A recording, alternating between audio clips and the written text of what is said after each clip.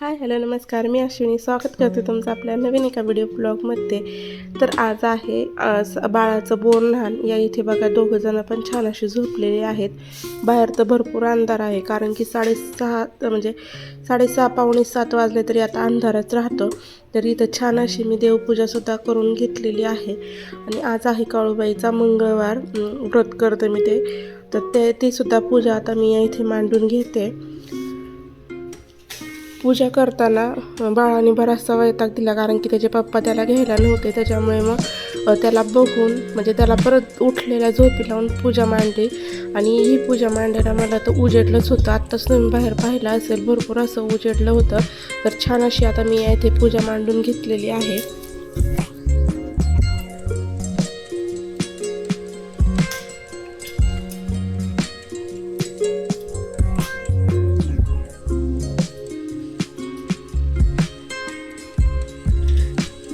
तर आज म्हणजे किंक्रांतीच्या दिवशी बोरन्हाण करतात, पण मी थोडंसं उशिरानेच केलं, कारण की किंक्रांतीच्या दिवशी करायचं त्यावेळेस बाळाची तब्येत थोडीशी ठीक नव्हती. आणि मग आपल्या सोयीनुसार करायचं म्हटलं की मग बाळाला उगाच त्रास होणार, त्यापेक्षा मग तो बरा झाल्यावरच मी केलं.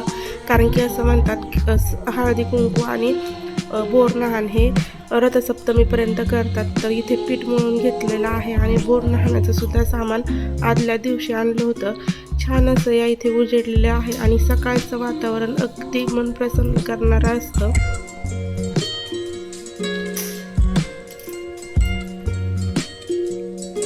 तर लसूण देखील आपला छान असा उगवलेला आहे आणि ह्या मोठ्या झाडावर पक्ष्यांचा चिवचिवाट चाललेला आहे.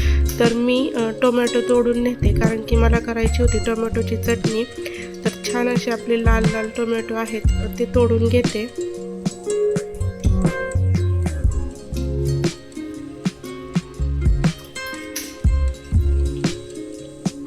आता टोमॅटो तोडून आणले, पण ते धुवून सुद्धा घेतले. ह्याच्यावर जरी आपण फवारणी केलेली नसली तरीसुद्धा त्याच्यावर धूळ माती ही उडते. त्याच्यामुळे टोमॅटो पण धुवून घेतले.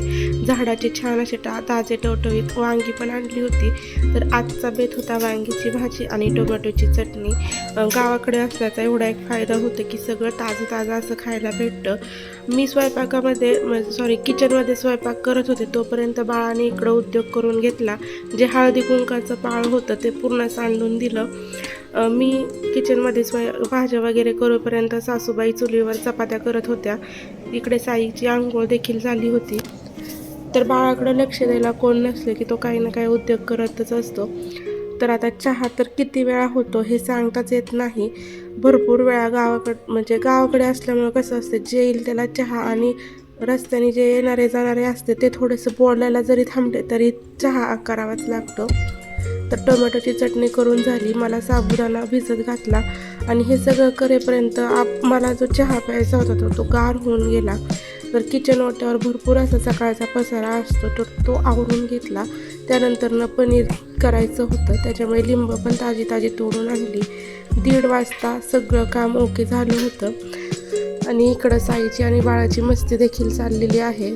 तर आता मी खिचडी करायला घेतली, पण ती पण व्यवस्थित म्हणजे करता नाही आली. कसं असतं ना की आपलं करायच्या आधीच बाळाचं करावं लागतं. तर बाळाला इथे खाऊ करून घेतला. खिचडी करायला गेले तर लाईट गेली होती आणि भरपूर असे कपडे आमचे इथं धुवायला पडतात. तर आदल्या दिवशी खत टाकलं होतं रानामध्ये, तर त्याचेसुद्धा भरपूर असे कपडे होते.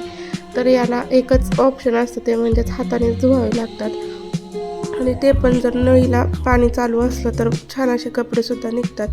आता लाईट आली त्यावेळेस कूट करून घेतला आणि खिचडी परतून घेतली. तोपर्यंत बाळाने शी केली, त्याच्यामुळे माझी ही खिचडी जी आहे ती करपून गेली. तर या इथे बाळ झोपलेलं आहे. म्हटलं चला बोरन्हाणाचं डेकोरेशन करून घ्यावं. अगदी साधा आणि सिंपल असं बोरन्हाणाचं डेकोरेशन केलं होतं.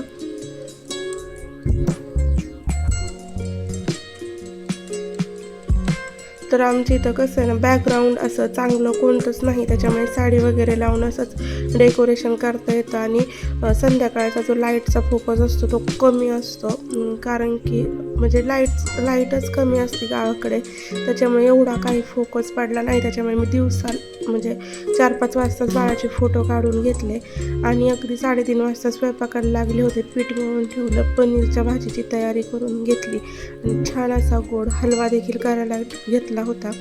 एकदा स्वयंपाकाला लागलं की टाईम लागत नाही, पण बाळाला बघून करायचं म्हटलं की कोणतीही गोष्ट शक्य नसते. त्याला जर घ्यायला कोणी असलं तरच मग प्रत्येक काम होतं. तर या इथे आता छान असं डेकोरेशन पण झालेलं आहे.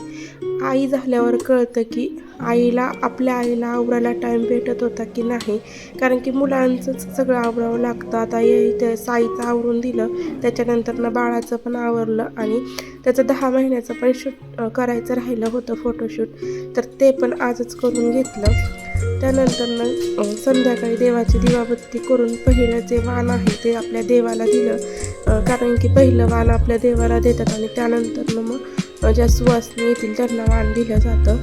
तर खाऊचे पदार्थ जे आहेत ना, बिस्किट वगैरे, ते भरपूर असे आणले होते, पण ते काय होतं, ते बोर न्हाण्याच्या वेळेस सगळं इकडं तिकडं सांडलं जातं आणि मुलांना व्यवस्थित असं खायला भेटत नाही.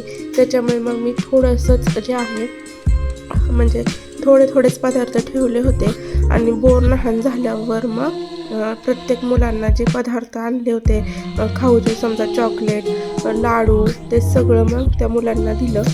तर अशा पद्धतीने छानसं छोटंसं आमचं बोर न्हाण पार पडलेलं आहे. बाळ लहान असल्यामुळे कसं चिडचिड करत होतं, त्याचासुद्धा झोपेचा टाईम झाला होता आणि मोठी मुलं असलं की त्यांना समजतं, ते व्यवस्थित बसतात. पण बाळ अगदी आपलं 10च महिन्याचा आहे, त्याला 11वा महिना चालू झाला आहे, त्याच्यामुळे तो भरपूर असा रडत होता.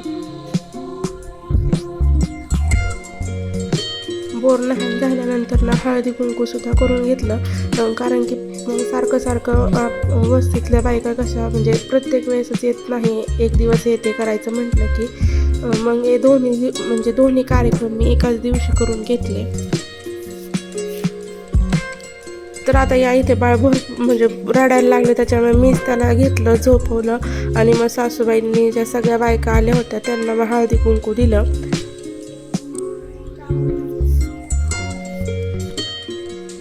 आणि या इकडे मुलांना जे चॉकलेट, लाडू, खाऊ जो आणला होता ते वाटायचं चाललं होतं, कारण की मग पायदळी गेलं की त्याचा उपयोग होत नाही, त्याच्यामुळे मुलांना ते नंतर दिलं. त्यानंतर बाळ भरपूर रडलं, त्याच्यामुळे त्याला पहिलं झोपवलं आणि मग देवाला नैवेद्य दाखवला, देवाची आरती केली. तर अशा पद्धतीने आजचा आपला छोटासाच व्हिडिओ होता. तुम्हाला जर नक्कीच आवडला असेल तर लाईक, शेअर आणि सबस्क्राईब करा.